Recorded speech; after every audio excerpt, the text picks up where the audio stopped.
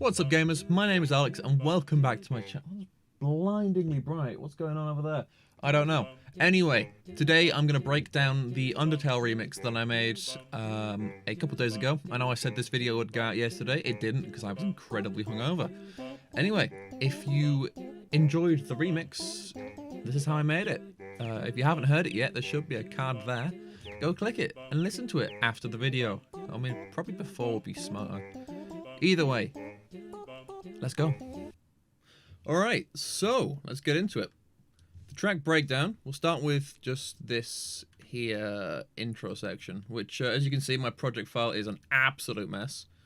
I don't bother organizing or sorting anything because I'm lazy. So I'm hoping I've set my recording up properly that you can hear it. As you can see, I actually have oh, it's not showing, but I do have a legitimate copy of FL Studio. I actually paid for software for once.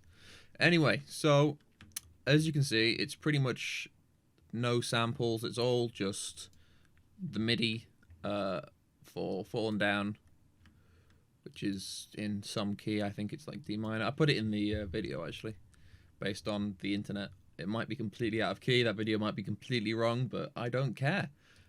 Anyway, right. So we start on the intro. Where's my mixer combo? We start with the intro. So if you haven't listened to the song already, go listen to it. Get me the views. But it sounds something like this.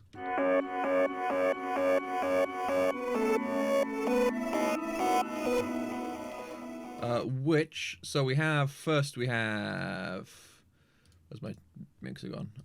We have this sound here, which is just, which is the synth. I hate reverb. I hate, and you start cutting that out. It's the synth that we use in the drop, but then we put our, it's called delay, but I'm using free delay 3 here as a bit crusher effectively. We also have this EQ on it here, which we just mix in and out with the mix knob. I'm not going to explain how FL Studio works, but I'll try and make everything make some amount of sense. So as you can hear and see, these both decrease over the course of the intro. I'm so glad I record things separately so I can turn this down. We also have this background noise of, which it's actually the outro, but we put, which is just, this sound here is just Sforzando with the STM sound font, the one that Toby Fox I do believe uses on the music box preset, because it sounds kind of cool. And then just whack a limiter on there, which is really just a gain control, so you can actually hear the sound, because Sforzando outputs really quietly for some reason.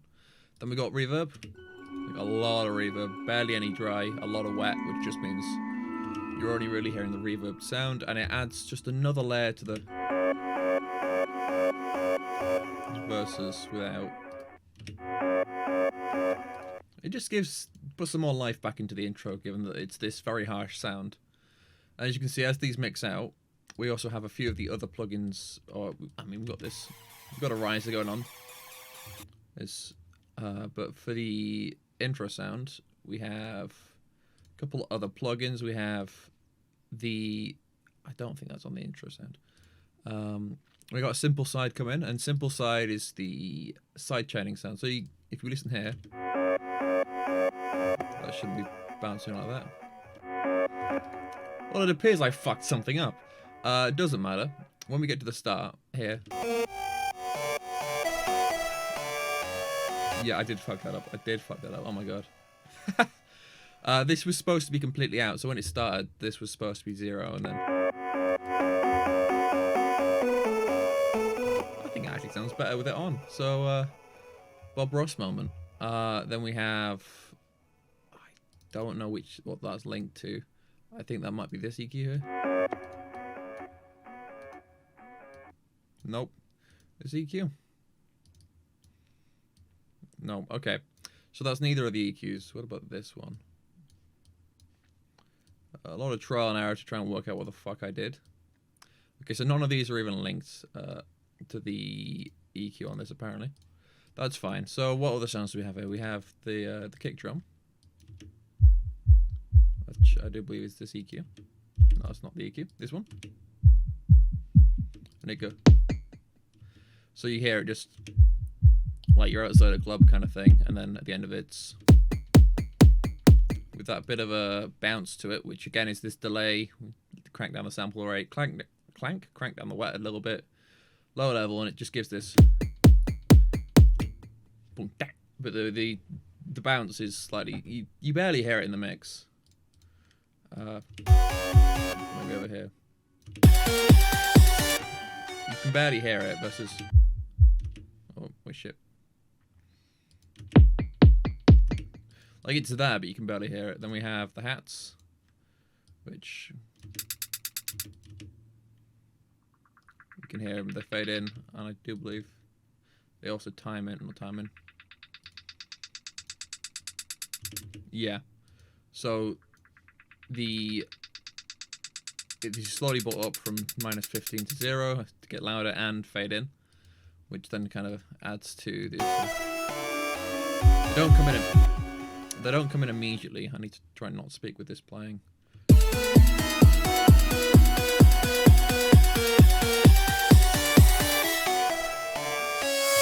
And then there's stop. Then there's this, which this bit here is just. I mean, it's the rest of the pattern, but we bring back in that bit crush sound here until the last note. We also have the side chaining go off, and then the side chaining comes back in right before. And obviously we mess with the EQs and shit. And then we also have this is a crash cymbal. Again, a lot of these have just been shitty cymatic samples, which, I mean, they're free and they work, and that's all that's important. There we go, spilled coffee down my face in the middle of a recording. That's what we want.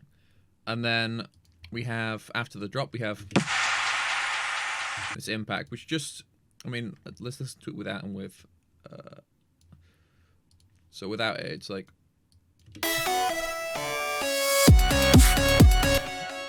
It drops pretty hard, but with it, it's.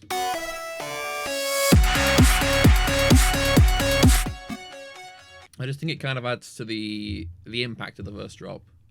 And then you'll notice these notes are coloured. I don't do that normally. I stole some MIDI from somewhere on the internet, and the notes were already coloured because of different channels. So after the drop, obviously, we have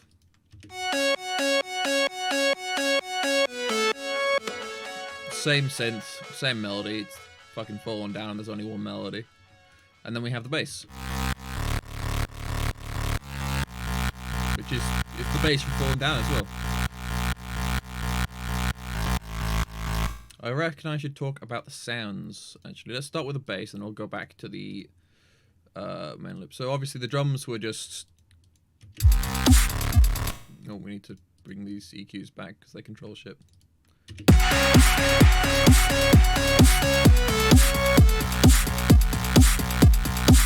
So we have kick, and then we got this snare. Nothing really apart from that kind of the same deal as is on the kick, with the bounce back of the slightly more bit crush sound. But for the bass, we have, this is masking. So I'm a very, very lazy producer. So I use Flex because it sounds great and it works great. And unless I'm trying to make something beautiful and definitely my own, I'll just stick to Flex. So if we go pattern view, we have pretty much just this preset on this Flex synth. And then we have, again, simple side doing the, what's it called? The side chaining. And then we've got an EQ just to kind of beef the sound up a little bit. And there's another EQ that I turned off for some reason and never turned back on that we will ignore because very messy project file, as I said. But that's all there really is to the drop besides this thing here. It's. And you can hear the bass below it. I'll just show you the preset for Biker Behind, which is the one I used for the lead synth. That's it. It sounds like it's fucking, yeah, we're in. I can't be asked changing it right now, but if we go over here in the I'm just putting that on my little piano keyboard, I guess, not piano. And then we have the end of the drop.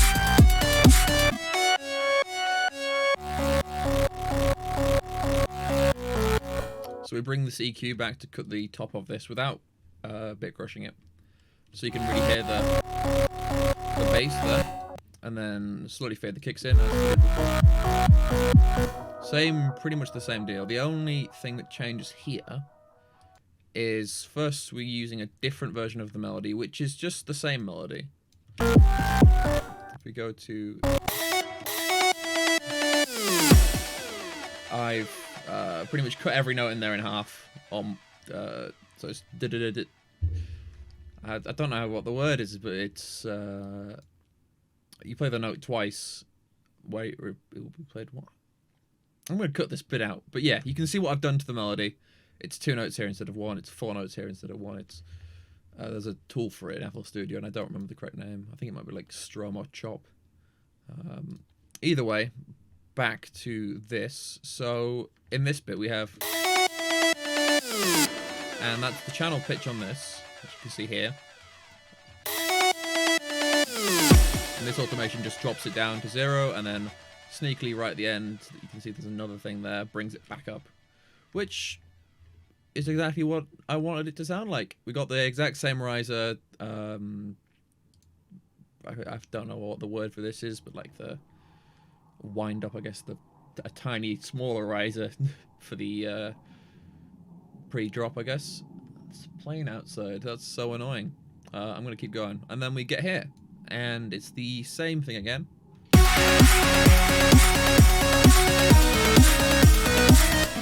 Which, I mean, I think it sounds great. The only thing we have now is wonk. And now wonk, let me find wonk in here.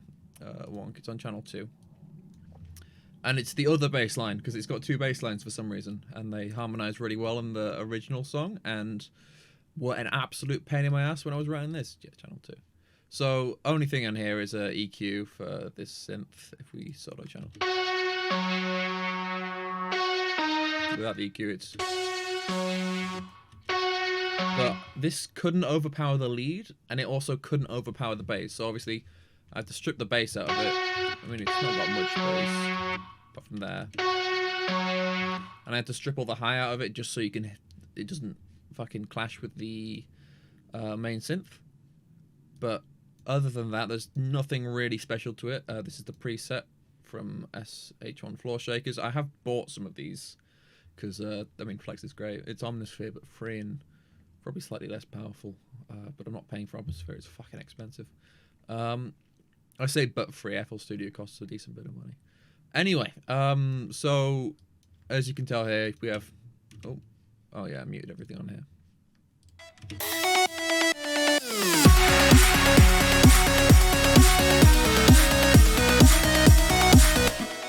So, pretty simple. I should mention, yeah, the bass, I did do the chopping thing, the same chopping thing I did to the lead. That's been there throughout, I just forgot to mention it earlier. What else do we have? And then after this...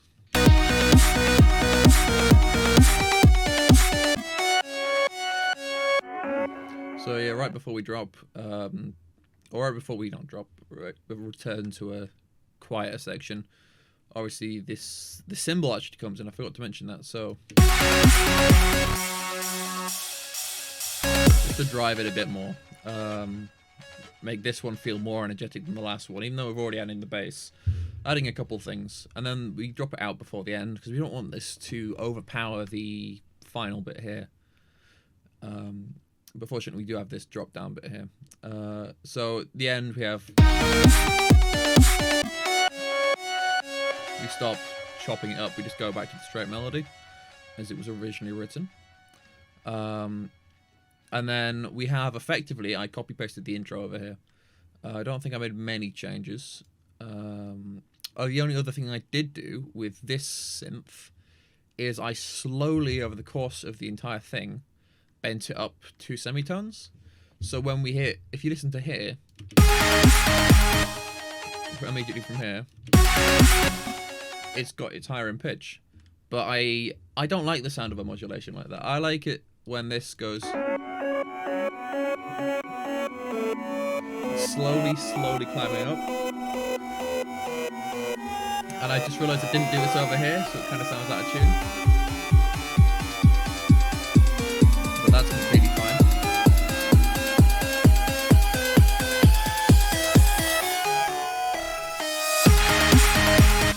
You'll notice this almost sounds in tune, whereas it's different. It's too much of a jump for the listener.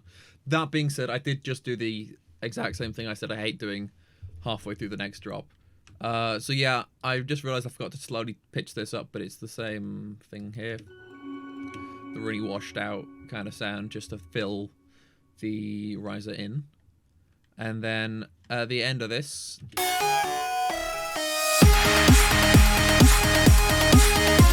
pretty much nothing new. You've already heard most of this. Wait, I'm not an idiot. Did I fuck up my recording? Where's OBS gone? I'm gonna be so annoyed if I did. I did. I fucked up my recording. Oh. Well, if you're seeing this, I salvaged it. I guess I can always just. I'm gonna keep going. I'm gonna have to re-record this. For fuck's sake. Anyway, right. So, at the end of this, this falls out here.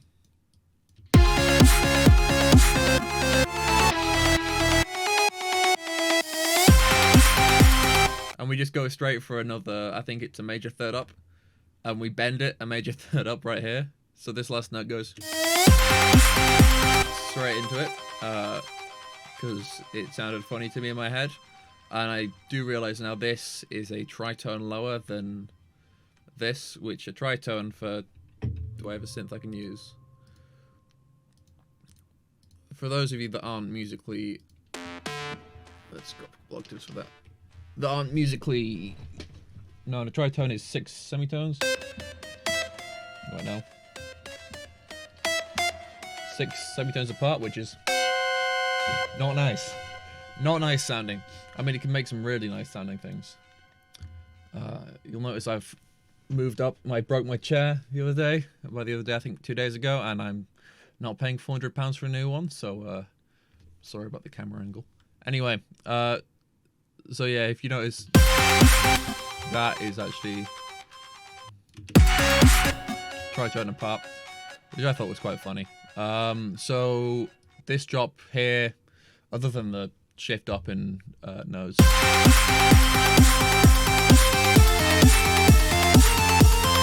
everything's going on. We got the higher bass, we got the lower bass, we got the main melody, and the only other thing that happens here is we have this. It's the same music box that was washed out earlier, but it is also slowly slowing down to, oh no, I said 100 in the thing. Oh well, slowly slows down to the original tempo of the song, and slowly we up the reverb, gets more and more washed out. And then we just play that first note one more time. And then by here it's ended, so we just pull it down. And that's the song.